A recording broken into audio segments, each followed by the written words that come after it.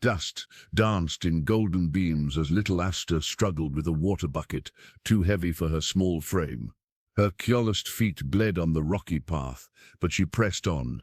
In the distance, her mother's cough echoed from their weathered cabin. Asta's world had shrunk to this single path and the impossible weight in her hands. She stumbled, spilling precious drops, and finally collapsed in tears. "If I rest, even for a moment, my mother dies," she whispered to the empty trail. She didn't notice the tall shadow approaching until it fell across her face. The Apache warrior stood silent, watching. His people called him Many Horses, but settlers called him worse things. Would this unexpected meeting save two desperate souls or seal their fate? Before we jump back in, tell us where you're tuning in from, and if this story touches you, make sure you're subscribed, because tomorrow I've saved something extra special for you. The cabin sat like a wounded animal at the edge of Sage Creek, its listing walls and patched roof a testament to Eliza's fading strength. Inside, Asta clutched her threadbare rag doll while pressing a damp cloth to her mother's forehead. The consumption had worsened with the summer heat. "How's your breathing today, Mama?" Asta whispered, her small face pinched with worry. No child should carry. Eliza forced a smile. "Better than yesterday." The lie hung between them as another coughing fit seized her chest. Their journey west had promised so much.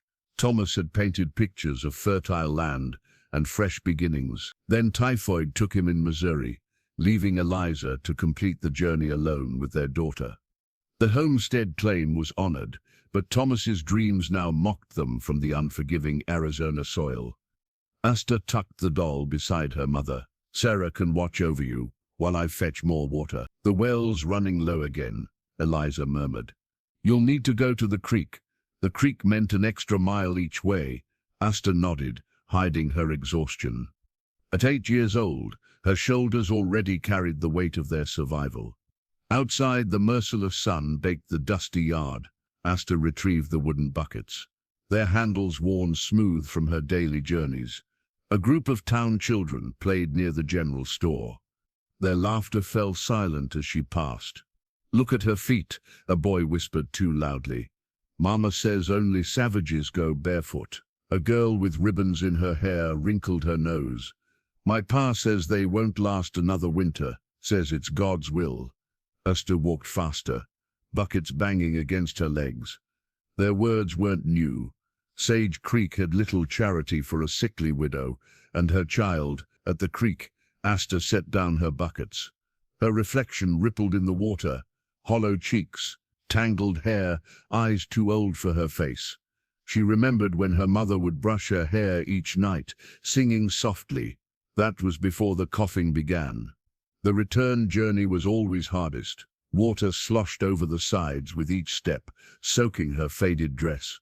Her arms trembled with the strain. "You'll need to see Dr. Fletcher," she told her mother later, struggling to help Eliza drink.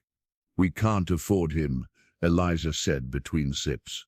"Last time cost nearly all we had. I could work at the laundry." Mrs. Kendrick said, "You're too young, Asta." Another coughing fit followed, flecks of blood staining the cup. When it subsided, Eliza's voice was barely audible. "Besides, you're already working harder than anyone should." That night, as her mother finally slept, Asta held her rag doll close. She remembered the day Eliza had made it, using scraps from one of Thomas's shirts. "Every child needs something to love," she'd said. Now the doll's stitched smile seemed like the only reminder that life had once held joy. "I don't know what to do anymore," Asta confessed to the doll. "The medicine's almost gone, and Mama keeps getting worse." A lone coyote howled in the distance. Asta shivered, thinking of the mountain lion tracks she'd seen near the creek. Each day brought new dangers, the elements, the animals, the disease consuming her mother, and the town's growing indifference. Tomorrow would mean another journey for water, another day watching her mother fade, another sunset wondering if they'd see the next sunrise. Asta closed her eyes, her small hands clasped in prayer. "Please," she whispered to whoever might be listening, "send someone to help us. I can't do this alone anymore."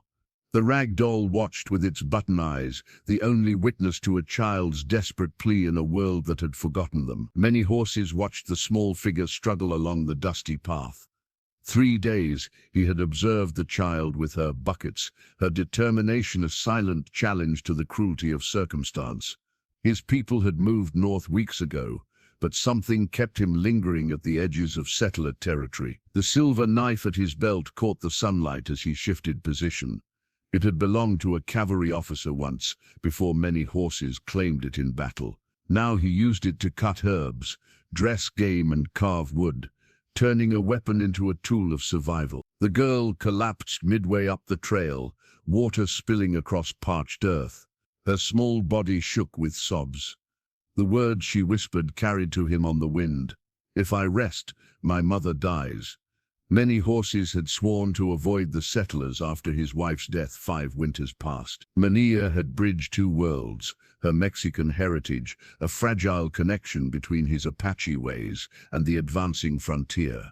The fever took her and their unborn child, leaving him adrift between belonging nowhere and everywhere. He should turn away. The settlers brought nothing but suffering to his people. Yet the child's desperation echoed his own memories of helplessness. His decision made itself.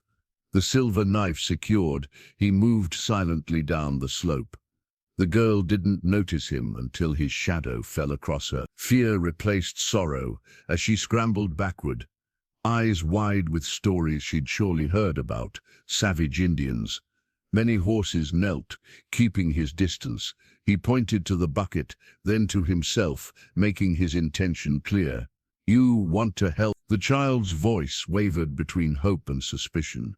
He nodded once, waiting.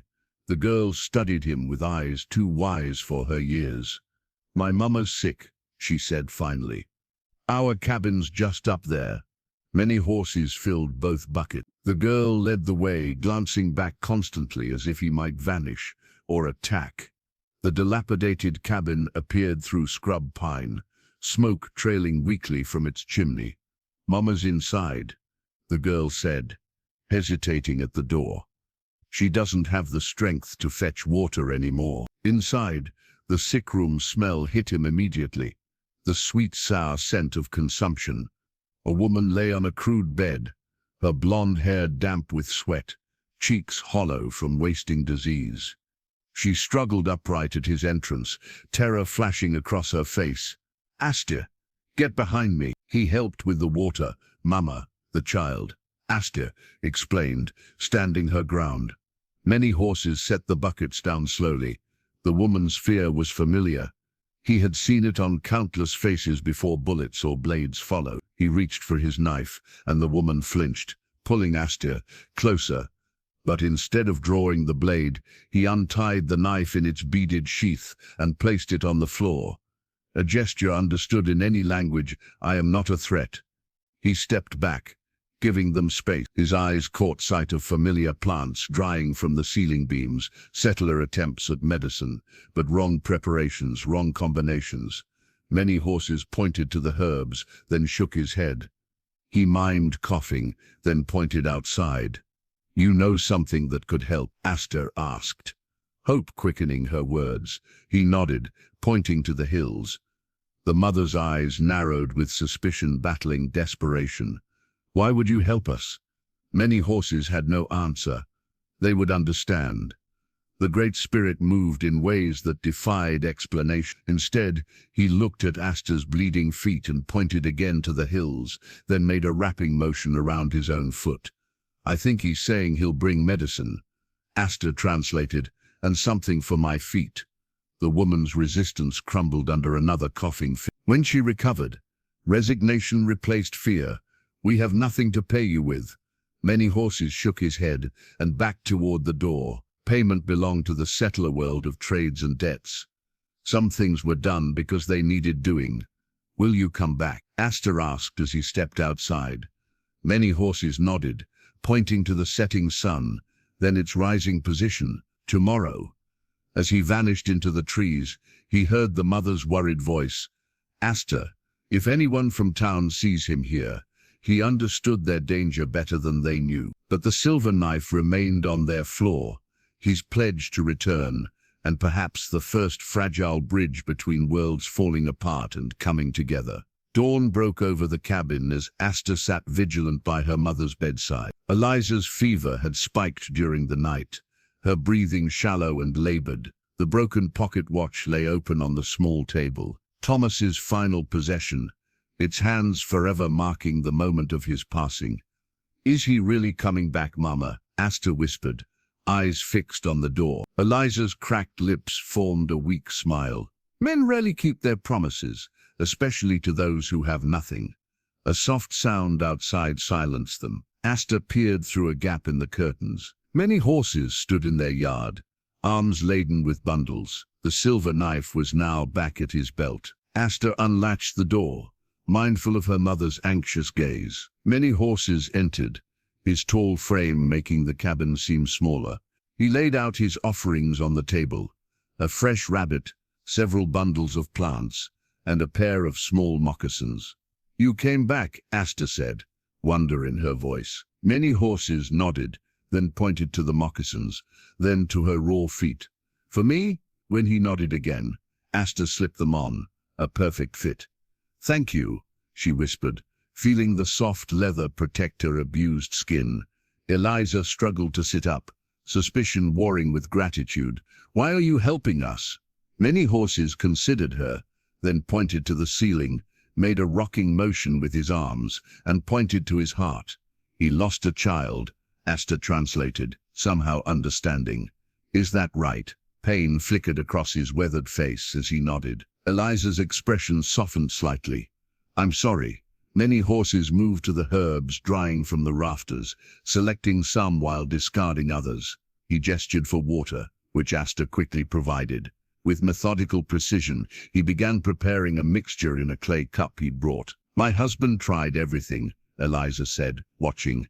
"The doctor said there's no cure for consumption."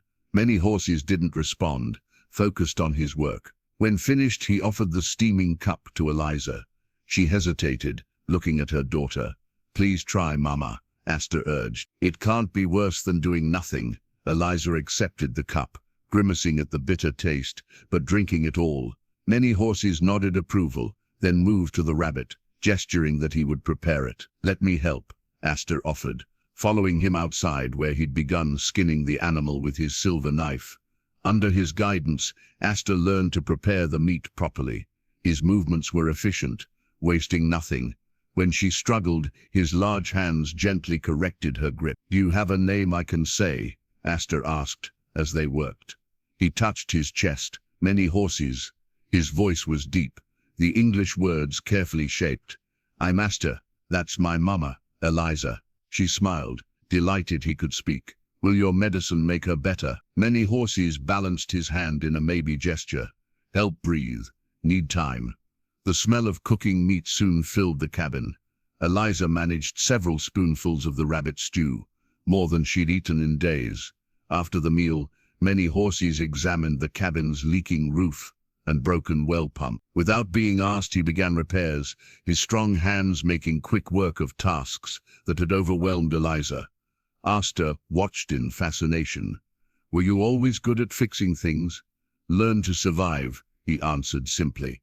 As twilight approached, the sound of horses made many horses tense. He moved silently to the window, as two men rode past on the distant road. "That's Mr. Wilson, the sheriff," Asta whispered, "and Reverend Parker." Many horses gathered his remaining supplies. "I go. Come tomorrow." "They don't like Indians in town," Eliza warned, her voice stronger than before. "It's not safe for you here." He touched the knife at his belt. "Not safe for you alone." After he left, Asta placed her new moccasins carefully beside her bed, as if they might disappear if not treated with reverence. Her mother watched thoughtfully. "How did you understand what he meant about losing a child?" Eliza asked. Asta shrugged. "I just knew." Eliza glanced at Thomas's broken watch, its hands still marking the moment their old life ended. For the first time in months, she didn't immediately look away. "Perhaps," she murmured, "time can move forward again." The August sun beat down as Asta practiced the bird call. Many horses had taught her. The bone whistle at her lips produced a sound nearly identical to a canyon wren. 2 weeks had passed since the Apache first appeared in their lives, each day bringing small improvements to both cabin and occupants. "That's very good," many horses said, his English growing more fluid with daily use. "Birds speak truth. No pretend like people." Asta beamed at the rare praise. "Is this how Apache children learn?" "Yes. Listen first, then speak." He pointed to the whistle. "If trouble comes, use this. I will hear." Eliza watched from her chair on the porch, a quilt across her lap despite the heat. The herbal remedies had eased her coughing, though the disease still claimed her strength.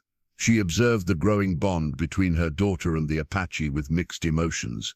"You've been teaching her a great deal," Eliza remarked as many horses repaired a broken shutter. He nodded. "She learns quick, smart like Fox. Smarter than her mother, apparently." Eliza's smile held a hint of her former beauty. "I should have learned these skills long ago." "Never too late," many horses replied, his dark eyes holding hers for a moment longer than necessary. Eliza looked away first, a flush touching her pale cheeks. "The Reverend is coming for his weekly visit tomorrow. Perhaps you shouldn't. I will come after he leaves." Many horses tested the repaired shutter. "Man of God should practice what he preaches." The next day, Reverend Parker arrived promptly at noon, Bible in hand and disapproval in his eyes as he surveyed the improvements to the cabin. "I see you've managed some repairs, Mrs. Miller." His gaze lingered on the unfamiliar construction techniques, though I don't recall anyone from town offering assistance. "We've been blessed with unexpected help," Eliza replied carefully. The Reverend's lips thinned. "There are rumors, Mrs. Miller. Troubling rumors about who might be providing that help." Asta clutched the bone whistle hidden in her pocket. The Reverend continued, voice dropping to a concerned whisper. "A widow alone with a child must be beyond reproach. Consorting with savages brings your moral character into question." Eliza's voice strengthened with indignation. "A good Christian man helps us when the rest of your flock left us to starve, and you question my character." "These heathens have no concept of Christian goodness. Whatever his motives, they cannot be pure." The Reverend placed his Bible on the table with authority. "Sheriff Wilson has concerns about your situation, the safety of a white woman and child." "My safety was never the sheriff's concern when I was slowly dying." Eliza interrupted. "Nor yours, Reverend, despite your weekly readings about the Good Samaritan." Parker's face reddened. "I've brought food parcels and judgments to accompany them." Eliza stood, stronger than she had been in months. "My daughter was carrying water buckets that weighed almost as much as she does. Her feet bled while your congregation watched. Where was Christian charity then?" The Reverend gathered his Bible. "I pray you'll reconsider the company you keep, Mrs. Miller, for your daughter's sake, if not your own." After he left, Asta emerged from her hiding place beneath the window. "Is he going to make trouble, Mama? People fear what they don't understand." Eliza sighed, suddenly exhausted. Later that afternoon, many horses arrived with freshly caught fish. He sensed the lingering tension immediately. "Preacher man bring problems?" he asked, already knowing the answer. "He doesn't approve of our friendship," Eliza admitted. Many horses nodded, unsurprised. "White man's God is strange. Loves all people but only if they look the same." That evening as they ate, Asta asked, "Can I call you uncle?" Saying many horses all the time is long. The Apache considered this. "My people use family names for those who are family in heart, not just blood." "Are we family in your heart?" Asta asked, with a child's directness. Many horses looked from Asta to Eliza, something unreadable in his expression. "Family is who stands beside you when storms come, who shares food in hunger times, who remembers your name when others forget." "That sounds like us," Asta declared confidently. Later, after Asta had fallen asleep, Eliza found many horses outside, watching the stars. "You should go," she said softly.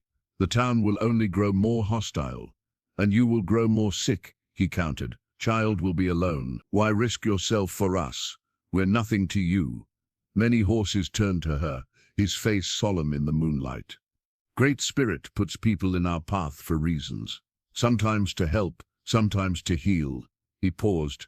Sometimes both. Eliza had no answer to that quiet certainty. The bone whistle in Asta's sleeping hand seemed to symbolize their situation, a thin reed through which to call for help in a wilderness of prejudice. The storm clouds gathered with unnatural speed, turning the afternoon sky the color of bruised plums. Asta stood in the doorway, watching lightning dance between clouds while counting seconds until thunder followed. 3 miles and closing, she murmured, using the method many horses had taught her. Eliza secured the windows, her movements still slow but purposeful. The last big storm nearly took the roof. "I'm not sure the repairs will hold." The wind rose, bending the scrub pines around their clearing. Dust devils whirled across the yard before the first heavy raindrops began to fall. Asta clutched her bone whistle, wondering if many horses would come. He appeared as if conjured by her thoughts, leading his paint horse through the increasing downpour. His hair and buckskins were already soaked as he tied the animal beneath their small lean-to. "Bad storm," he announced, water streaming from his face. "Medicine rain, but angry." "Medicine rain?" Asta asked, helping him carry supplies inside. "Cleanses earth, brings new life." He placed a clay bowl outside the door. "But too much medicine can kill." Lightning struck a tree at the edge of the clearing with a deafening crack. The old pine split down the middle, flames briefly dancing along its trunk before the rain extinguished them. Many horses surveyed the cabin with concern. "Roof weak, walls not strong." Another lightning strike, closer this time. Cabin shuddered under the assault of wind and water. A section of the ceiling began to leak, water pooling on Eliza's bed. Many horses made a quick decision. "Must go. Not safe here." "Go where?" Eliza asked, clutching her shawl around her shoulders. "I know place. Dry cave. Not far." He gathered essential items into a bundle. "Storm has angry spirits. This house will not stand." As if confirming his words, a terrible groaning sound came from the roof beams. A crack appeared along the wall, widening as they watched.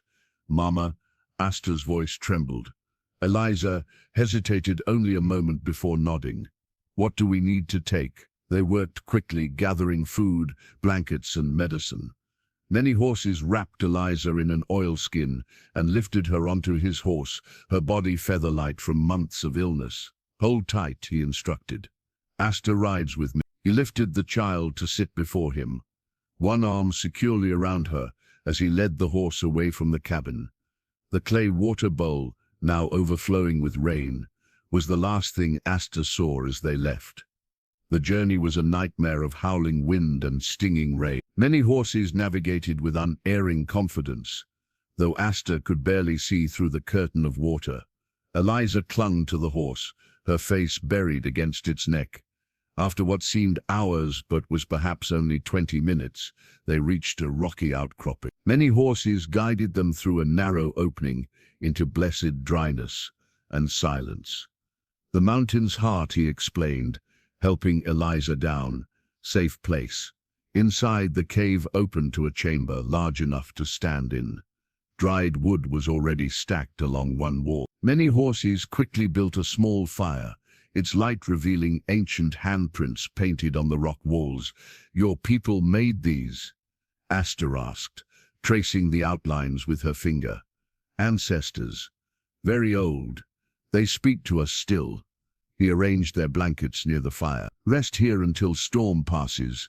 As Eliza settled, she noticed more items stored in the cave: clay pots, woven baskets, bundles of herbs hanging from stone projections.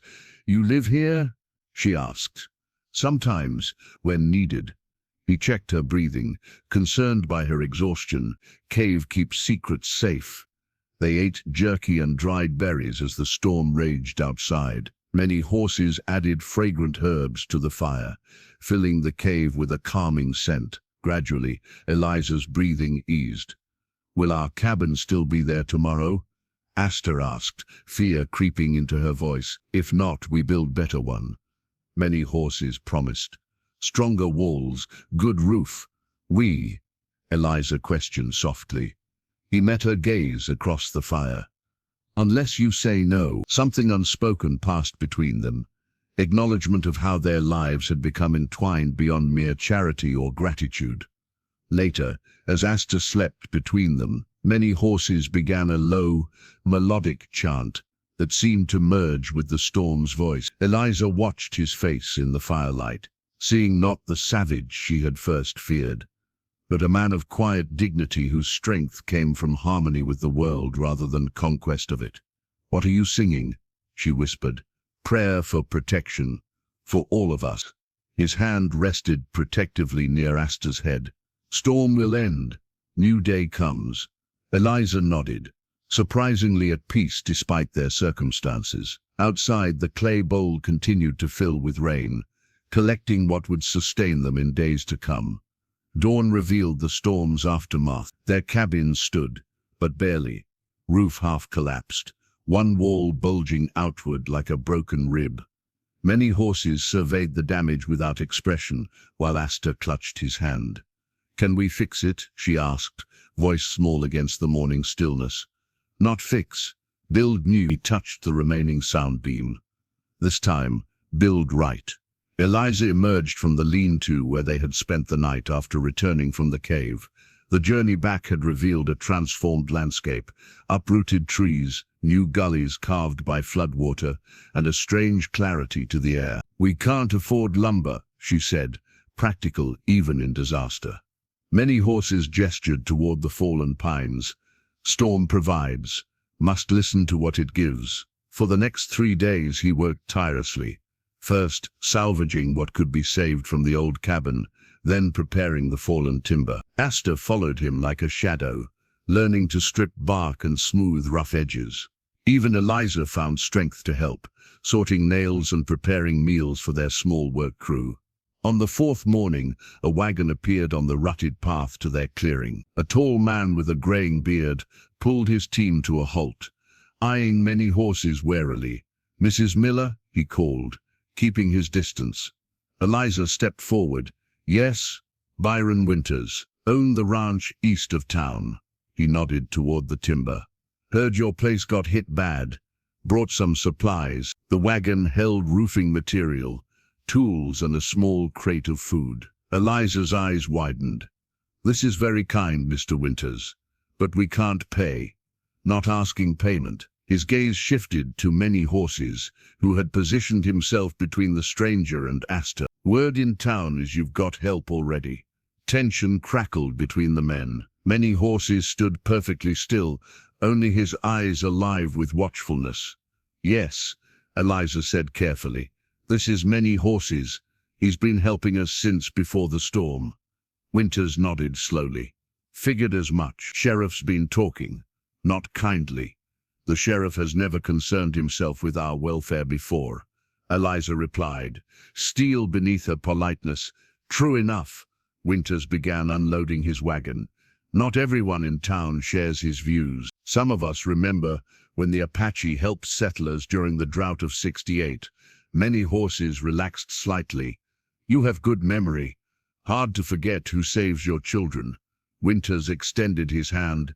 "My boy would have died if your people hadn't shown us where to find water." After a moment's hesitation, many horses clasped the offered hand. Something fundamental shifted in that simple gesture. With Winters' help, the work progressed rapidly. The central beam, a massive red cedar that many horses had selected with care, was raised into position by mid-afternoon. "Special tree," many horses explained to Asta as he carved symbols into the wood. "Cedar keeps evil spirits away, protects those who sleep beneath it." "Like a guardian," Asta said, watching his practiced hands. "Yes, stands strong while family grows." He showed her the carvings, geometric Apache designs interwoven with the cross Eliza had requested. Winters observed without comment, but something in his expression suggested approval of this blending of worlds. When the basic structure was complete, many horses performed a blessing, He burned sage and sweetgrass, using an eagle feather to direct the smoke to each corner of the new dwelling. "What's he doing?" Winters asked Eliza quietly. "Blessing our home," she replied. "Not so different from your housewarmings, I'd imagine." Winters nodded thoughtfully. "Might be we've forgotten more than we've learned, moving west." As Winters prepared to leave, he paused by his wagon. "Town council meets Thursday. Sheriff's been stirring sentiment against unusual arrangements."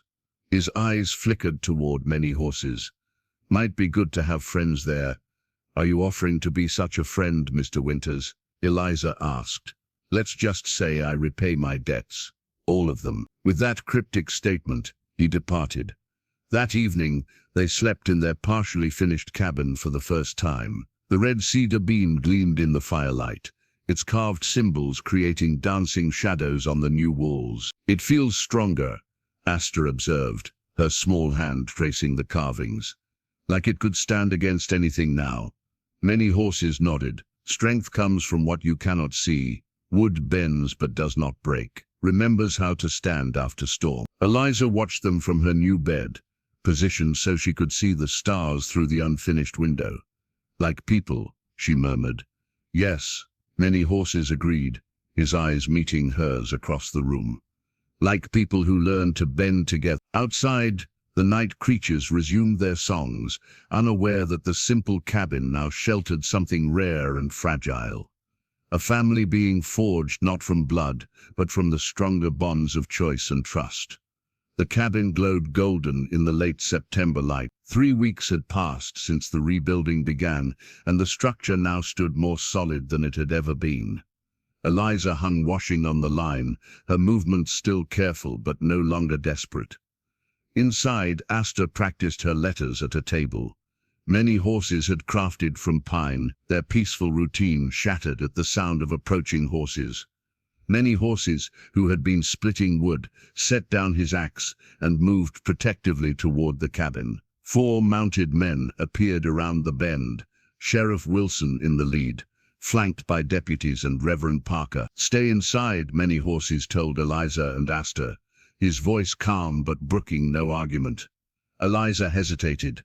"Let me speak to them. They're less likely to—" "No, my presence is what angers them. I will face it." He stood tall in the yard, waiting as the men dismounted. Sheriff Wilson approached, thumbs hooked in his belt near his holstered pistol. A tall man with cold eyes and a carefully trimmed mustache, he carried authority like a weapon.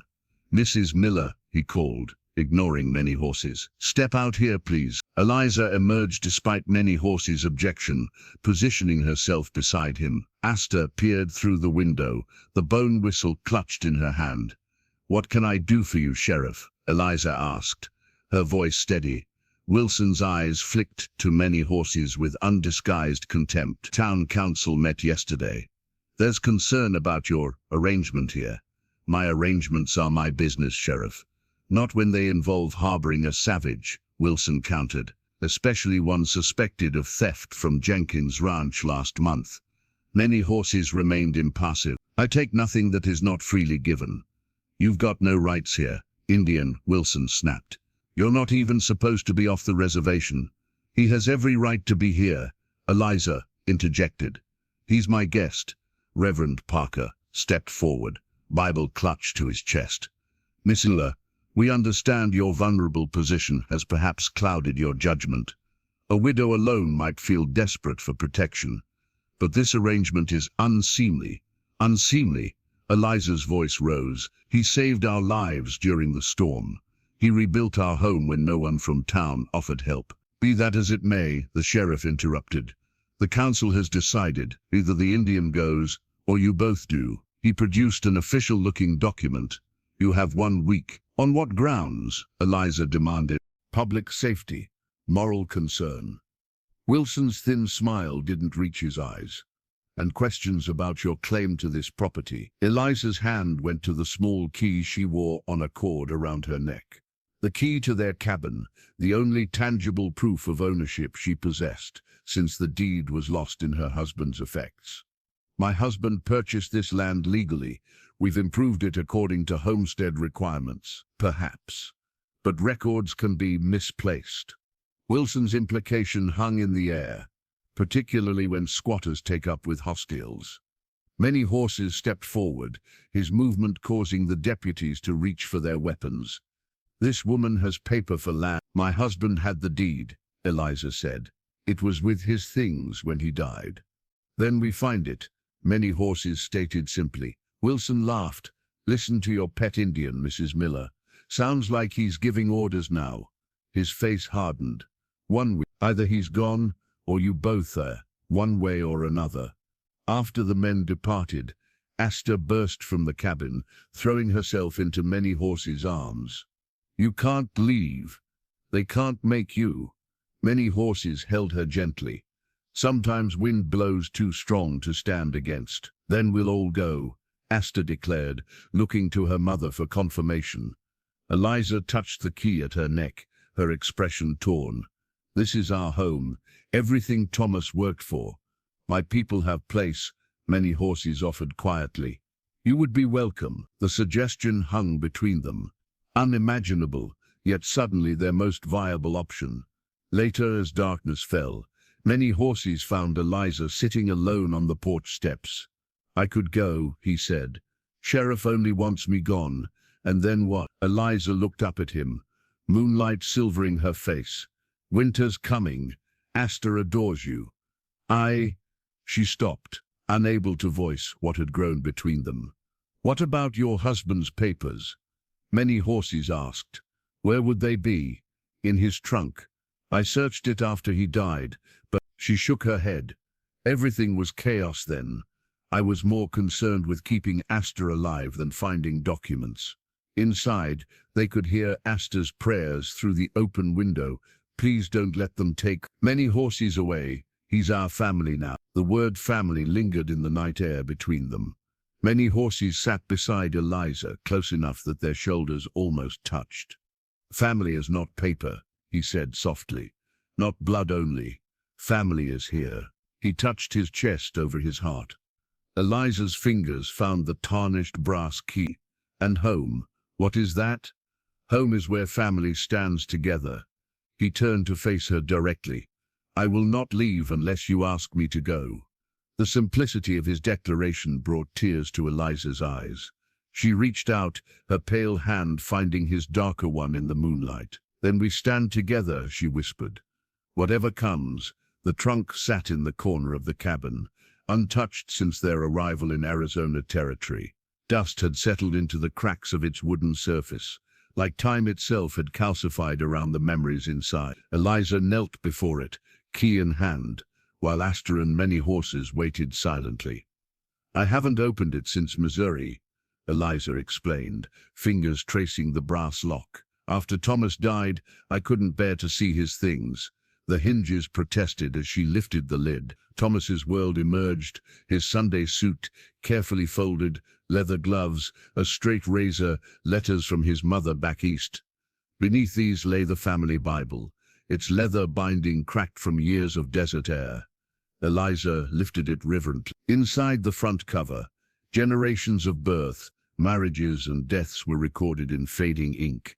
The most recent entry, Thomas James Miller, returned to God's embrace, April 12, 1876.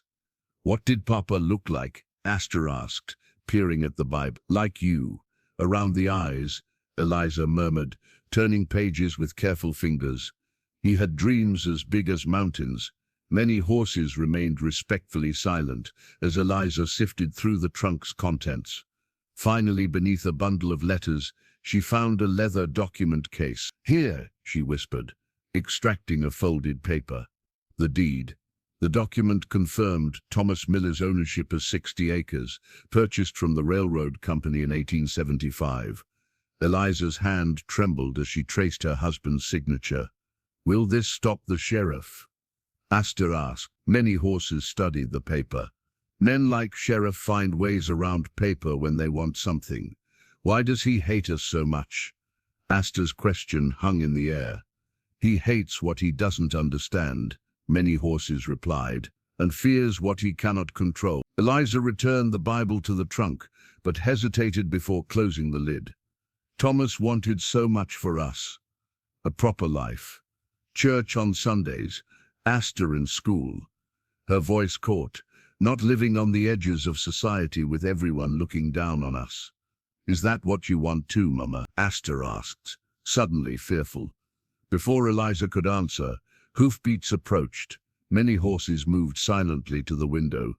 Byron Winters, he reported, relaxing slightly. The rancher dismounted, his expression grave as Eliza met him at the door.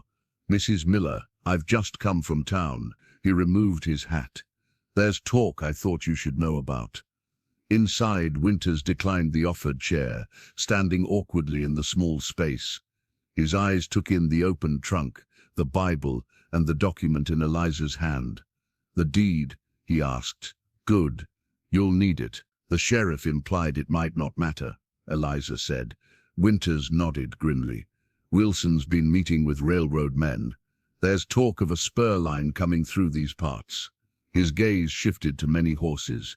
Your land sits at a strategic point, perfect for a depot. The implication was clear. Their eviction had nothing to do with many horses and everything to do with greed. Can they simply take it? Eliza asked. Not legally, but Wilson has the council in his pocket, and Judge Harmon owes him favors. Winters twisted his hat brim. There's something else. I knew your husband, Mrs. Miller. Eliza looked up sharply. You knew Thomas. Met him in Denver before you folks came west. Decent man. Spoke highly of you and the little one. Winters cleared his throat. I can't stand by and watch his family pushed off their rightful property. Many horses studied the rancher. Why help? Town will turn against you. Maybe I've seen enough injustice. Winters met his gaze.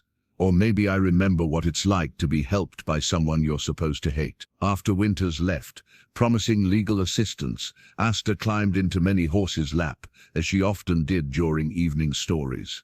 Are we going to your people? She asked. I want to see where you live. Many horses brushed her hair gently. My people move with seasons. No one place. But you said we'd be welcome, she persisted. You would. But life is hard. Different from here. Eliza closed the Bible, her decision crystallizing. We could visit, see what it's like. The sheriff gave us a week. What about our home? Asta asked. Home is not walls, many horses reminded her, echoing his words from the night before. Home is family standing together.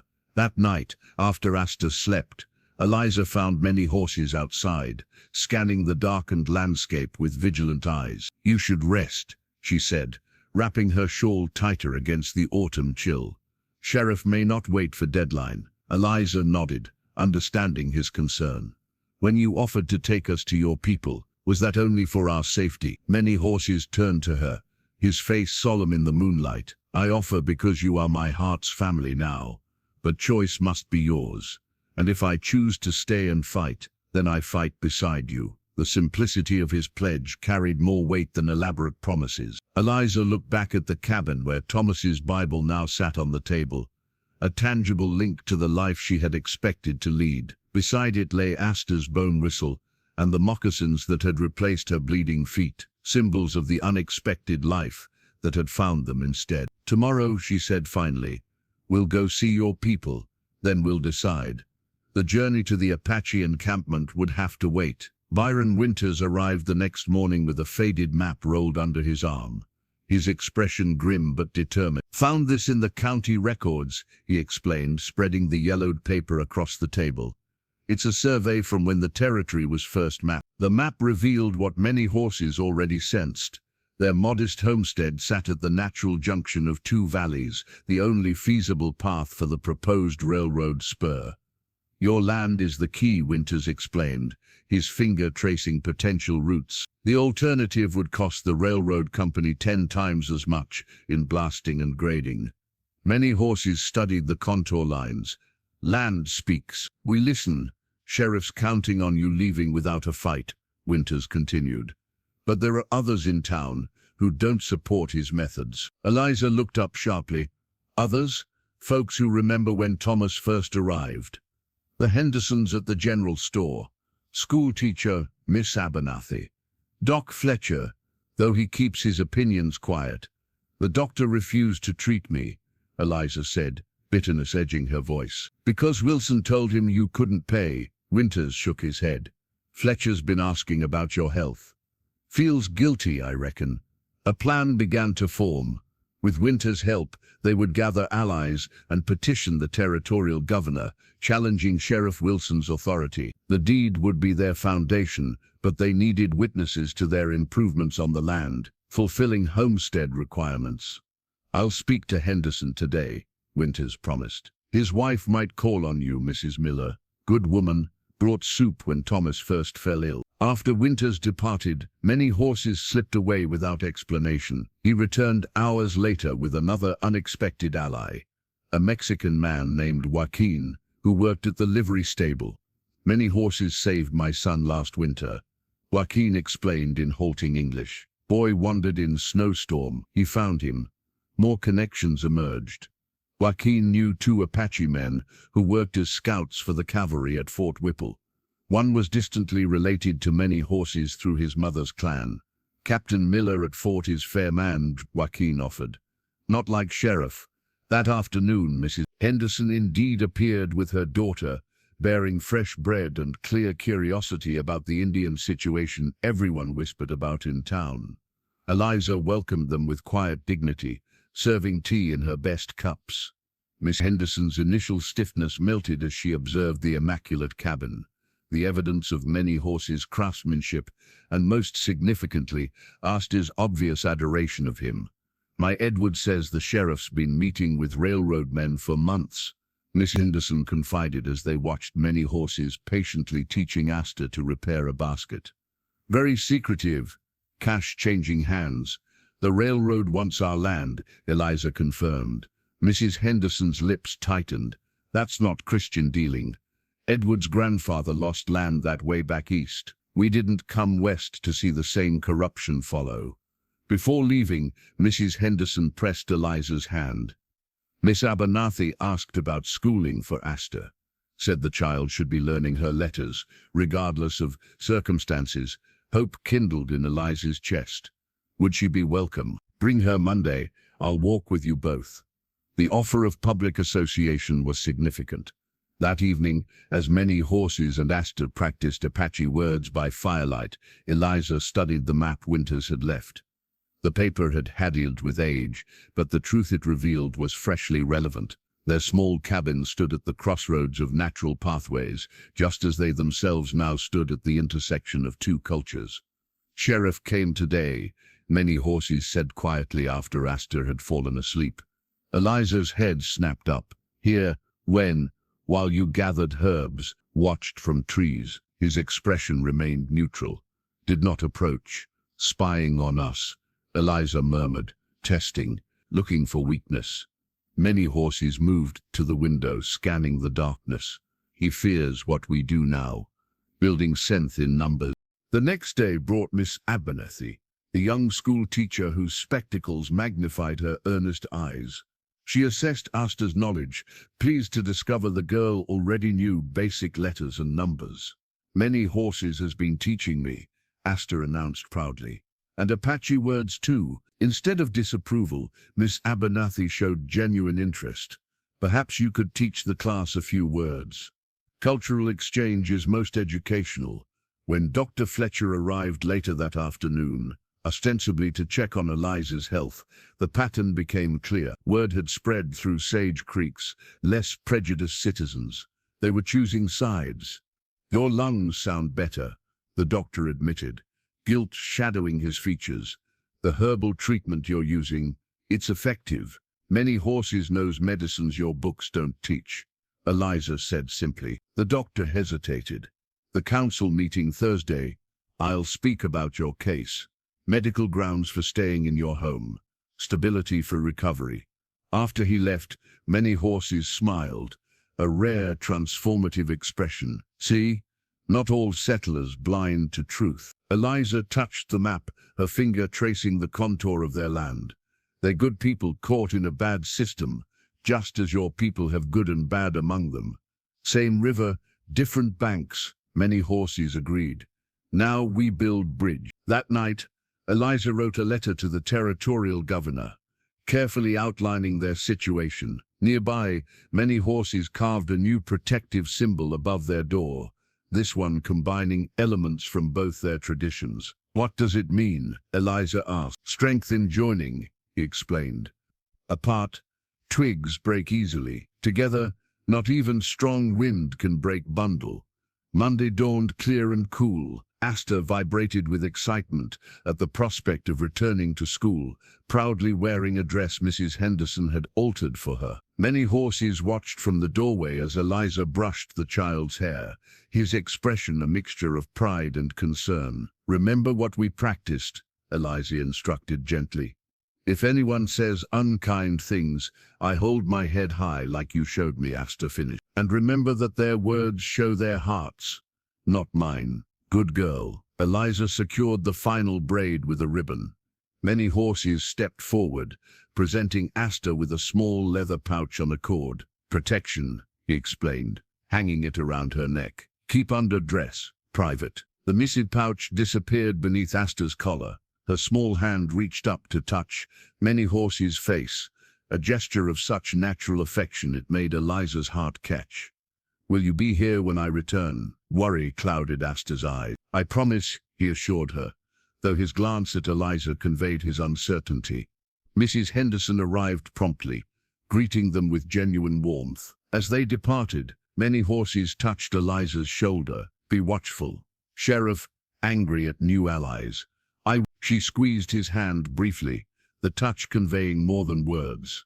The walk to town was tense despite Mrs. Henderson's cheerful chatter. Eyes tracked their progress from windows and porches. Outside the general store, Mr. Henderson hurried to meet them, his expression troubled. "Emma, Mrs. Miller," he began, only to be interrupted by the appearance of Sheriff Wilson and two deputies. "Mrs. Miller," the sheriff called, approaching with a paper in hand. "Just the person I was looking for." Eliza positioned herself in front of Asta. "What do you want, Sheriff?" Wilson's thin smile didn't reach his eyes. "Got some news about your house guest." He unfolded the paper, an official-looking document with territorial seals. "Seems he's wanted in Prescott for cattle rustling. 5 head from the Davidson Ranch last spring." "That's absurd," Eliza replied. "Many Horses hasn't been to Prescott. Warrant says otherwise." Wilson handed the paper to Mr. Henderson, who scanned it with a frown. "I'll be paying your place a visit today. Best he surrenders peaceful like." Miss Henderson guided Asta toward the schoolhouse, while her husband studied the document. Once they were out of earshot, Mr. Henderson whispered, "This doesn't look right. The judge's signature. Is it forged?" Eliza asked. "Can't say for certain, but Judge Harmon dots his I's differently." He returned the paper to Wilson. "I'd verify this with Prescott before acting, Sheriff." Wilson's face darkened. "You questioning my authority, Henderson?" "Just suggesting proper procedure." The storekeeper stood his ground, especially given recent concerns about railroad interests. The sheriff's hand moved to his pistol. "Careful, Henderson. Merchant licenses come up for review soon." After the sheriff stalked away, Henderson turned to Eliza. "Get back home. Warn him. I'll send word to Winters." Eliza hurried along the trail, dust rising from her skirts. The cabin appeared deserted when she arrived, but she knew better. "Many Horses?" she called softly. He materialized from the shadow of the cedars. "Something wrong?" "Shasta? She's safe at school. It's you they want." Quickly, she explained about the forged warrant. Many Horses nodded, unsurprised. Old trick. White man's paper saying what they needed to say. "You should go," Eliza urged. "Hide until Winters can help. If I run, they win." His expression hardened. "Use it against us. Say I guilty. If you stay, they'll arrest you, or worse." Fear made her voice sharp. His hand closed gently around hers. "Trust me, I not leave you." They spent the morning preparing. Many Horses concealed most of his belongings in the cache he'd created beneath the cabin floor. Eliza packed emergency provisions in case they needed to flee. The forged warrant was a dangerous escalation, legal pretense for violence. Shortly after noon, Joaquin appeared, breathless from running. "Sheriff coming. 6 men, armed." He clutched a folded note. "From Senor Winters. Says go to his north pasture. He meet you there." Many horses read the urgency in Joaquin's face. "How much time?" "Half hour, maybe less." Eliza's hands trembled as she gathered essential items. "What about Asta? She's still at school." "Henderson will protect," Joaquin assured her. "Miss Abernathy too. Keep her until safe." The decision crystallized in Eliza's mind. "I'm not leaving without my daughter." Eliza. Many horses rarely used her given name. "Sheriff not harm child, but will use her to make you return."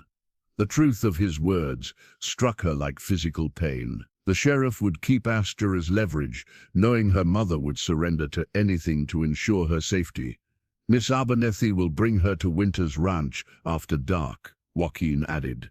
"Is arranged." As they prepared to leave, Eliza impulsively grabbed Thomas's Bible, tucking it into her bundle.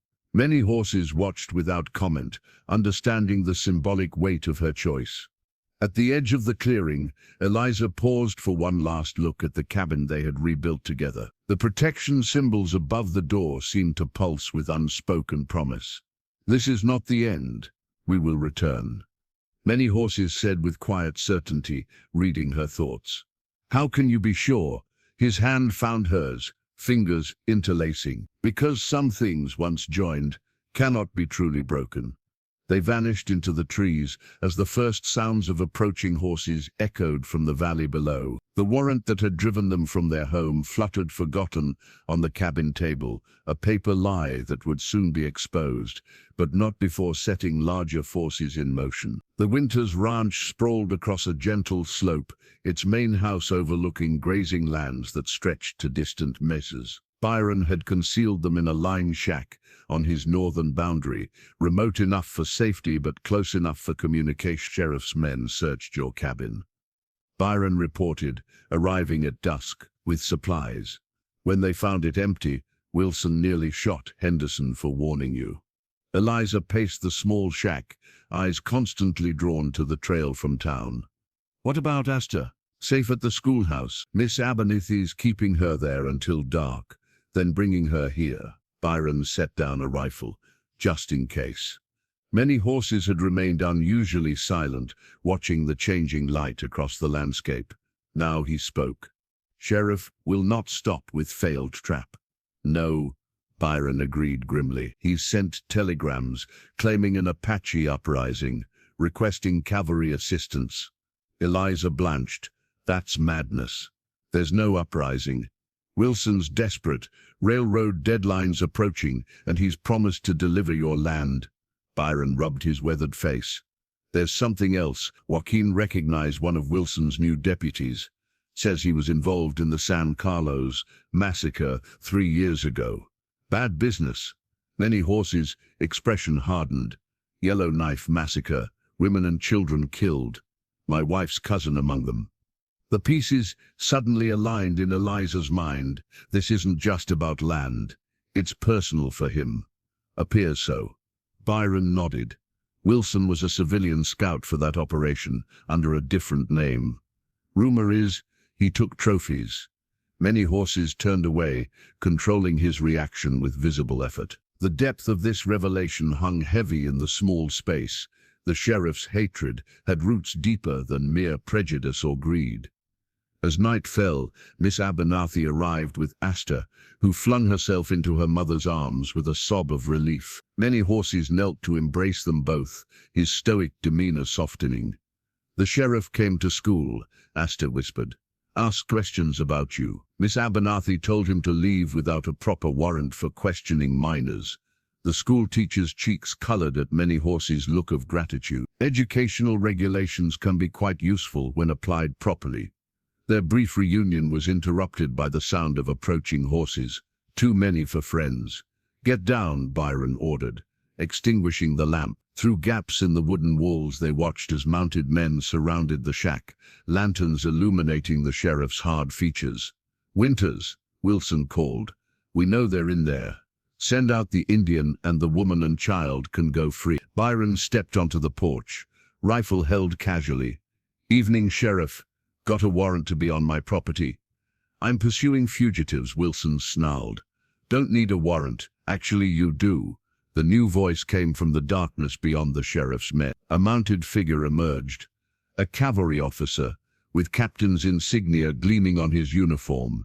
Behind him, 6 soldiers materialized from the shadows. Unless you're planning to explain to the governor why you're conducting armed operations on private property without jurisdiction. Captain Miller. Wilson's voice tightened. This doesn't concern the army. False reports of an Apache uprising concern me directly. Miller guided his horse forward, as does a telegraph from Judge Harmon denying he issued any warrant for arrest. The sheriff's men shifted uneasily. Wilson's hand hovered near his pistol. This Apache has been causing trouble. Living with a white woman, corrupting. I've met with Mr. Henderson, Dr. Fletcher, and several other townspeople. Miller interrupted. They paint a rather different picture. He dismounted, the captain's insignia catching the lantern light, one involving railroad interests, forged documents, and abuse of authority. Inside the shack, many horses whispered to Eliza. Captain Miller knows truth. Winters must have reached him. The confrontation outside escalated as Wilson refused to back down. You're overstepping, Captain. Civil matters aren't military concern. Falsely claiming an Indian uprising to trigger military action is my concern. Miller replied evenly, as is the welfare of peaceful Apache who have permission to be off reservation. This revelation startled everyone. Miller continued, many horses has been working as an occasional interpreter for the fort. He has papers. The balance of power had shifted palpably. Several of Wilson's deputies exchanged uneasy glances, clearly reconsidering their position. Show yourself, Indian, Wilson shouted toward the shack, desperation edging his voice. Or are you hiding behind the army now? Many horses looked to Eliza. I must go out. End this. It's too dangerous, she protested. Trust, Captain, he replied softly. Man of honor. Before she could stop him, many horses stepped outside, standing tall on the porch beside Byron. The sheriff's hand moved to his pistol, but Miller's sharp command froze him. Lower that weapon, Wilson. That's an order. He has no rights here, Wilson hissed. He's stolen what's mine. Your property. Many horses asked calmly. Woman and child. Land that speaks another man's name.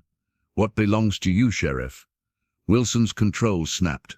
You savages took everything from me. My brother died at Apache hands. And how many Apache died at yours? Miller counted, including women and children at Yellowknife Creek. The accusation hung in the air. Several deputies backed their horses away, unwilling to be associated with such crimes. Sheriff Wilson, Miller said formally, you are relieved of duty pending investigation. Surrender your weapon and badge. For one terrible moment, it seemed Wilson would draw against the captain. Then something broke in his face. His shoulders sagged as the fight drained from him. This isn't over, he muttered, dropping his gun belt. As 2 soldiers took the sheriff into custody, Miller approached many horses. I apologize for not intervening sooner. The territorial governor is very interested in this situation. Eliza emerged with Asta, still wary but sensing the immediate danger had passed. Miller's eyes widened slightly at their obvious family bond, but he recovered quickly, touching his insignia in respectful greeting. Mrs. Miller, your property rights will be protected. You have my word. The captain's insignia gleamed in the lantern light, a symbol of authority wielded with justice rather than prejudice. For the first time in weeks, Eliza allowed herself to believe they might actually win. Captain Miller established temporary quarters at the Winters Ranch, while awaiting instructions from the territorial governor. Though Wilson was confined at Fort Whipple, his influence lingered in Sage Creek. The town had effectively split, those supporting Eliza and many horses, and those loyal to the sheriff's vision of rigid separation. You can return to your cabin tomorrow, Miller informed them over breakfast. I've assigned 2 men to escort you. Eliza nodded gratefully, but many horses remained troubled. Sheriff not work alone. Others share his thinking. True enough, Miller acknowledged. Which is why we need to understand the full extent of his corruption. Byron entered, carrying a wooden box. Found these in the newspaper office archives. Editor owed me a favor. Inside lay yellowed newspapers spanning the last 5 years. Byron extracted one dated June 1875, folded to show a particular article, Renegade Apache Band neutralized at Yellowknife Creek. The accompanying photograph showed soldiers and civilian scouts, posed with rifles. Though younger and birdless, Wilson's hard eyes were unmistakable in the back row. He called himself William Summers then, Byron explained, indicating the caption. Civilian scout. Many horses studied the image, his face impassive but for a muscle tightening in his jaw. This was not battle, was murder of peaceful band. No weapons found. Captain Miller frowned. The official report claimed armed resistance. Official report lied. Many horses' voice remained steady, despite the pain behind his words. Women washing at creek, children playing. No warriors present. Eliza placed her hand over his. Your wife's family, he nodded once. Maria's cousin, and her children died there. Maria never recovered from grief. The revelation hung heavy in the room. Miller appeared genuinely disturbed. If true, this contradicts everything in army records. Keep looking, Byron suggested, indicating the newspapers. Further investigation revealed a Pat Wilson, under various names, had appeared in frontier settlements shortly before land disputes with indigenous people erupted. Each time, violence followed and valuable property changed hands. He's been working this scheme across 3 territories. Miller concluded, using his positions to orchestrate land grabs disguised as security actions. Esther, who had been quietly listening, suddenly pointed to another photograph. That's the man who came with the sheriff. The one who looked at me straight. The image showed a younger version of Wilson's deputy standing beside a man in an expensive suit. The caption identified them as railroad representatives surveying routes. The connection to the railroad isn't just recent, Eliza realized. It's been his method all along. As they pieced together Wilson's history, Joaquin arrived with fresh news from town. Sheriff's men clearing out his office, burning papers. Miller immediately dispatched soldiers to secure any remaining documents. They returned with little, mostly charred fragments, but one crucial item survived. A ledger documenting payments from Western Pacific Railroad to secure right-of-way through disputed territories. This is enough to bring formal charges, Miller said. Land fraud, falsifying reports, misuse of authority. Many horses remained unconvinced. Men like Wilson find ways around white man's justice. Not this time, Miller promised. The governor is personally interested. Railroad land schemes have caused too much trouble. That evening, as they prepared to return home the next day, Eliza found many horses outside, watching the stars. Are you thinking about Yellowknife Creek? She asked softly.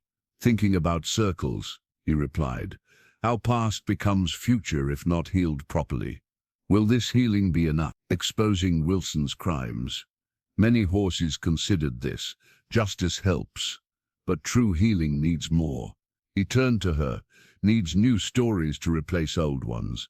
Stories of different peoples finding common ground. Inside the house they could hear Asta chattering with Byron about school, her resilience a constant wonder. Despite everything, the child had maintained her open heart. She's creating those new stories already, Eliza observed. Many horses nodded. Children see truth, adults forget. The next morning, they prepared to return to their cabin. Captain Miller provided an official letter declaring their homestead legally protected, pending the governor's review. The territorial judge will arrive next week for a formal hearing, Miller explained. You'll need to testify about Wilson's actions. The prospect of a public hearing, of standing before the town to defend their unconventional family, weighed heavily on Eliza. Many horses sensed her unease. You have doubts? Not about us, she clarified. About them. Will they ever truly accept what they don't understand? Some will, some won't. His pragmatism was oddly comforting. We build future with those who see with open eyes. As they rode toward home, Asta between them on Many Horses' paint horse, they passed several townsfolk on the road. Some nodded in greeting, others averted their eyes. The divisions were clear but no longer overwhelming. At the crest of the hill overlooking their cabin, they paused. The structure stood as they had left it, the protection symbol still guarding the door. But something had changed, not in the building, but in its meaning. What had been simply shelter had become a symbol of resistance, of cultures meeting rather than clashing. Home, Asta sighed contentedly. Many Horses smiled at the child's simple certainty. Yes, our home. The newspaper clipping documenting Wilson's crimes remained folded in Eliza's pocket, a reminder of the darkness they had faced and the truth that had finally emerged. Not all wounds were healed, not all battles won. But as they descended toward their waiting cabin, the path forward seemed clearer than it had in months. Returning to the cabin brought both comfort and unease. Though Captain Miller had stationed a young soldier named Jenkins nearby, his presence was more symbolic than protective, a solitary representative of distant authority. "I don't like this," Byron said after helping them settle in. "Wilson has supporters who won't be happy he's locked up." Many Horses nodded, already reinforcing the cabin's vulnerabilities. "We keep watch tonight." Eliza prepared a simple dinner while Asta arranged her few possessions, chattering about returning to school the next day. Normalcy seemed both precious and precarious. As darkness fell, Eliza removed the silver hairpin that had been her mother's, one of the few feminine luxuries she'd kept through their hardships. She twisted her hair up, securing it with the pin, as she had every night since girlhood. "Pretty," Many Horses commented, surprising her with his notice of such a detail. "My father gave it to my mother on their wedding day," she explained, touching it self-consciously. "It's silly to keep such things when we've needed every penny, but I couldn't bear to sell it." "Not silly," he replied. "Memories need anchors in physical world." They prepared for sleep with heightened vigilance. Many Horses positioned himself near the window, rifle across his lap. Eliza placed a loaded shotgun beside her bed, though she prayed she wouldn't need it. The attack came near midnight, not with charging horses and shouting as they'd feared, but with stealthy movements in the darkness. Many Horses' hand covered Eliza's mouth, waking her instantly. His eyes conveyed the warning, "Someone outside." Eliza nodded understanding. She slipped from bed and moved silently to Asta, gently waking the child and guiding her to the storage space beneath the floorboards. A hiding place Many Horses had created for precisely this situation. "Remember what we practiced," Eliza whispered. "Stay silent until one of us comes for you." Asta's eyes were wide but resolute as she disappeared into the concealed space. Eliza replaced the floorboard just as a noise at the back window confirmed their danger. Many Horses gestured toward the door. Two attackers there, another at the side window, perhaps more unseen. "Private Jenkins," Eliza mouthed silently. Many Horses shook his head grimly. The young soldier had either been neutralized or had abandoned his post. The first shot shattered the window, sending glass spraying across the floor. Many Horses fired back while Eliza scrambled for the shotgun. A voice outside shouted orders, not Wilson's but his deputy marshal's. "Burn them out. Don't let the Indian escape." The smell of coal oil preceded flames licking up the outside wall. Fire, their greatest vulnerability in the wooden structure. Many Horses moved with fluid precision, firing strategically while making his way toward the water barrel. Eliza positioned herself to cover him, the shotgun heavy but steady in her hands. When a figure appeared in the doorway, Eliza didn't hesitate. The shotgun's roar filled the cabin as the intruder fell backward with a cry of pain. "Eliza," Many Horses called, tossing her a blanket soaked from the water barrel. "Fire!" She fought the flames while he provided covering fire, her hands blistering from heat and exertion. The attackers, realizing their prey would not be easily taken, intensified their efforts. A bullet splintered the doorframe inches from Eliza's head. As she ducked, her silver hairpin came loose, falling to the floor. She snatched it up automatically, a reflex to save her small treasure. When a man crashed through the remaining window, Many Horses was momentarily occupied with another attacker. The intruder lunged toward Eliza, knife gleaming. Without conscious thought, she drove the silver hairpin into his outstretched hand. His scream and subsequent retreat gave Many Horses time to turn and dispatch him with a rifle butt to the head. More coming, Many Horses warned, reloading quickly. The sound of approaching horses brought fresh dread, until they recognized Byron Winter's voice calling out, "Eliza!" Many Horses. The attackers scattered at this new arrival. Byron and 3 of his ranch hands had responded to the gunfire, having camped nearby out of concern for precisely this scenario. "They're running," one of the hands shouted. But the danger wasn't over. The fire had taken hold in the rear wall, and smoke filled the cabin. Many Horses retrieved Asta from her hiding place, while Eliza gathered essential documents. "Form a water line," Byron ordered his men, organizing a desperate effort to save the structure. By dawn, the fire was extinguished, leaving the cabin damaged but standing. The attackers had fled, but they'd left their mark. Bullet holes pockmarked the walls, windows were shattered, and the rear corner would need complete rebuilding. More disturbingly, they'd left behind 2 of their wounded, including Wilson's deputy marshal, who glared with undimmed hatred as Byron's men secured him. "Captain Miller will want to question him," Byron said, surveying the aftermath. "This attack changes everything." Eliza sat on the porch steps, exhaustion etched in every line of her body. Asta leaned against her, unnaturally quiet after the night's terror. Many Horses knelt before them, his expression grave as he examined a shallow bullet graze on Eliza's arm. "You fought well," he told her, genuine respect in his voice. Eliza twisted the bent silver hairpin in her fingers, transformed from ornament to weapon and back again. "Like her, like all of them. I never thought I could," she admitted. "Before you came, I was just surviving, not fighting." Many Horses bound her wound with gentle efficiency. Courage was always there, just sleeping. As morning light strengthened, riders appeared on the road. Captain Miller with 6 soldiers. The night's events had already reached him through Private Jenkins, who had been knocked unconscious rather than deserting his post. Miller surveyed the damage, his expression hardening when he saw Marshall among the captives. "This isn't just an attack," he said grimly. It's insurrection against federal authority." For Eliza, such distinctions mattered less than the simple fact they had defended their home together. The silver hairpin caught the morning light as she carefully straightened it and returned it to her hair, a small act of restoration amid destruction, and a promise that what was broken could be remade stronger. The territorial judge arrived with an escort of 4 soldiers, his black frock coat and stern demeanor marking him as a man accustomed to respect. Judge Harmon was older than Eliza had expected, with silver hair and eyes that missed nothing. He established court in the town church, neutral ground between factions.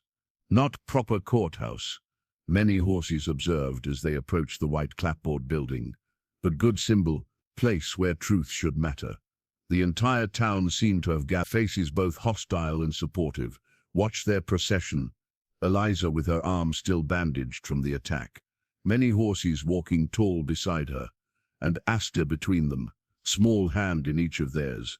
Inside, the church had been transformed. Pews served as gallery seating, while the altar area now held a table for the judge.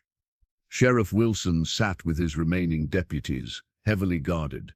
His eyes burned with undiminished hatred when Many Horses entered. Judge Harmon rapped his gavel, a simple wooden instrument that commanded immediate silence.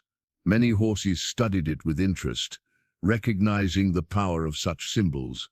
"This proceeding will establish facts regarding recent disturbances in Sage Creek," the judge announced. "It is not a formal trial, but my findings will determine whether charges are filed." For 3 hours, witnesses presented their accounts. Dr. Fletcher described Eliza's recovery under Many Horses' care. Miss Abernathy testified about Asta's intelligence and well-adjusted behavior despite circumstances. Byron Winters detailed the attack on their cabin and produced the ledger documenting railroad payments to Wilson. When Eliza's turn came, she spoke with quiet dignity about Thomas's death, their struggle to survive, and many horses' intervention that saved both her and Astor from certain death. "And your relationship with this man?" Judge Harmon asked directly. A murmur rippled through the church. Eliza stood straighter. "Many horses has become family to us. He has taught my daughter survival skills, helped restore my health, rebuilt our home twice, and risked his life to protect us. If that's what the court is asking, then yes, I consider him family." The judge's expression remained neutral. "And you're aware of the social implications of such an arrangement?" "I'm aware that some people believe skin color determines character," Eliza replied evenly. "My experience suggests otherwise." When Many Horses spoke, he surprised everyone with his clear, measured English. He explained his initial reluctance to become involved with settlers, his decision to help based on the child's desperate situation, and the gradual building of trust between them. "I lost wife and unborn child to fever," he stated without self-pity. "Eliza lost husband. Astor needed father. Great spirit sometimes creates new families from broken pieces." His simple eloquence silenced even his detractors momentarily. Then Wilson surged to his feet. "This is perversion of natural order," he shouted. "White women with savages. Sit down, Mr. Wilson," Judge Harmon ordered sharply. "Your turn will come." When Wilson finally testified, his facade of righteousness quickly crumbled under the judge's precise questioning. The evidence of land fraud, falsified reports, and orchestrated violence mounted until Wilson abandoned pretense. "These territories belong to those who can hold them," he snarled. "The Apache had their chance and lost. That's the natural order. The law is the natural order in this territory," Judge Harmon corrected coldly. After a brief recess, the judge delivered his findings. Wilson and his deputies would face Beckett's charges for conspiracy, land fraud, and attempted murder. The attack on a homestead under military protection had elevated their crimes to federal jurisdiction. More significantly for Eliza and Many Horses, the judge formally recognized their legal right to the homestead and issued a written statement. "No territorial statute prohibits peaceable assembly or mutual aid between settlers and indigenous persons acting in good faith." It wasn't exactly a blessing of their unconventional family, but it removed legal impediments to their arrangement. As they left the church, Reverend Parker approached hesitantly. "Mrs. Miller, I've been reflecting on my earlier judgments." His discomfort was evident. The Good Samaritan story teaches us that neighbors aren't defined by tribe or nation, but by their actions toward others. Many Horses regarded him thoughtfully. Good stories teach same truth in all languages. That evening, as they prepared for sleep in their partially repaired cabin, Many Horses presented Eliza with something he'd been carving in private moments. A small wooden gavel, its handle wrapped in sinew, decorated with both Apache symbols and a settler's cross. "For new beginning," he explained. "Justice that respects both worlds." Astor examined it with curiosity. "It's like the judge's hammer, symbol of authority." Many Horses agreed, "but this one carries wisdom of two peoples." Eliza traced the intricate carvings. "Will it ever really be possible? True understanding between our worlds?"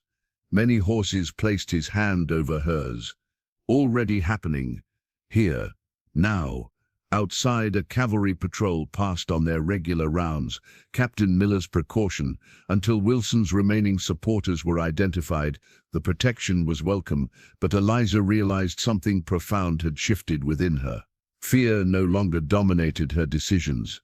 Whatever came next, they would face it together, not as desperate survivors, but as a family choosing its own path. "Many Horses," Astor asked sleepily from her bed, "can I tell the children at school that you're my father now?" The question hung in the air, simple yet monumental. Many Horses looked to Eliza, leaving the decision to her. Eliza thought of Thomas, of the life she'd expected, and of the unexpected family that had formed from tragedy. Some would never accept it, but that no longer seemed to matter as much as the truth in her heart. "Yes," she said finally, "if that's what you both want." Many Horses' smile was rare and transformative. "I have been father in heart since first day. Now I can be father in name too." October painted the hills in russet and gold as Asta prepared for her first full week at school. Eliza brushed her daughter's hair, weaving small braids at the temples the way Many Horses had shown her, a subtle mark of his influence now visible in their daily rituals. "Will the other children be mean again?" Asta asked, fidgeting with the collar of her new dress. The garment represented hours of evening work, Eliza's sewing skills combined with decorative beadwork. Many Horses had patiently taught her. Mrs. Henderson had supplied the fabric, a small gesture of support that meant more than grand pronouncements. "Some might be," Eliza answered honestly. "People fear what's different. Many Horses says fear is just wisdom we haven't learned yet." Eliza smiled at this typical blend of Apache philosophy, filtered through a child's understanding. "He's right, and you'll help them learn by being yourself." The cabin had transformed over recent weeks. Repaired fire damage now featured Apache-style reinforcements alongside settler construction techniques. Herbs dried from ceiling beams while preserved vegetables lined shelves. Many Horses had built two worlds merging in physical space just as they had in their hearts. "Ready?" Many Horses appeared in the doorway, his usual buckskins replaced by clean trousers and a simple shirt. Concessions to town sensibilities without abandoning his identity. Asta nodded, suddenly solemn. "Are you really walking me all the way to school?" "Said I would," he replied. "Father keeps promises." The word father still carried a charge of newness, though they'd used it privately for weeks. Today would make it public. Their walk to town drew curious stares. Many Horses moved with dignified purpose, acknowledging greetings from supporters while ignoring hostile glances. At the schoolhouse steps, Miss Abernethy welcomed them warmly. "Asta has been missed," she said, including Many Horses in her smile. "We've been learning about different cultures. Perhaps someday you might visit and share Apache stories." The invitation, casually offered but revolutionary in implication, momentarily stunned him. "Would be honored," he finally replied. Children gathered, staring open. One boy whispered loudly, "That's the Indian who fought off Wilson's men." Asta's hand tightened. In Many Horses, he knelt to her level, straightening the beaded collar of her dress. "Remember who you are," he said softly. "Daughter of brave woman, daughter of Apache friend. Both make you strong." With unexpected composure, Asta kissed his cheek before joining her classmates. Many Horses stood watching until she disappeared inside, his stoic expression betrayed only by the moisture in his eyes. "She'll be fine," Eliza assured him. "She's stronger than I was at twice her age." "Has your spirit," he replied, "and more courage than both of us." Their next stop was the general store, where Eliza had arranged to help with inventory in exchange for store credit. Mr. Henderson greeted them with cautious friendliness. "Mrs. Miller, we're glad to have your help." His eyes flickered to Many Horses. "Will you be assisting as well?" "I work at Winter's Ranch today," Many Horses explained.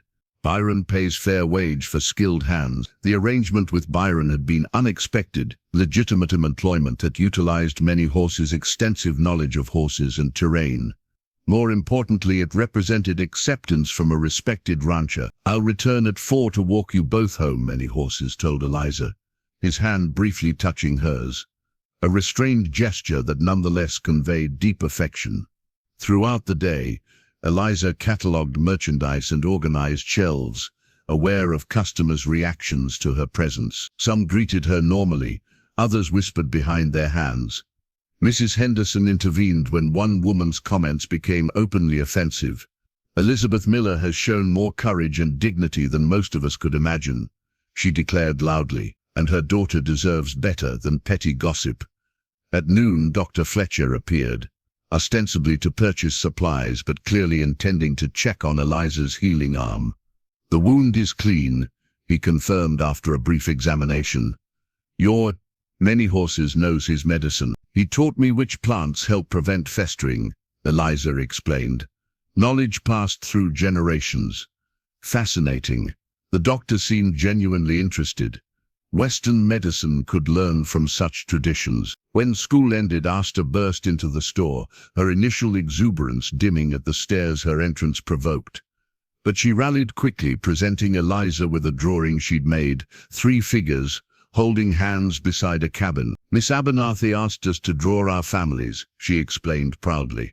Mine's different, but she said that makes it special. Many horses appeared in the doorway precisely at 4. Despite his impassive expression, Eliza sensed his fatigue.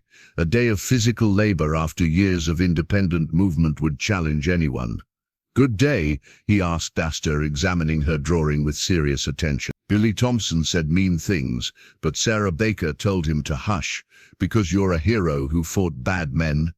Asta recounted this with matter-of-fact clarity. And I got a perfect score on spelling.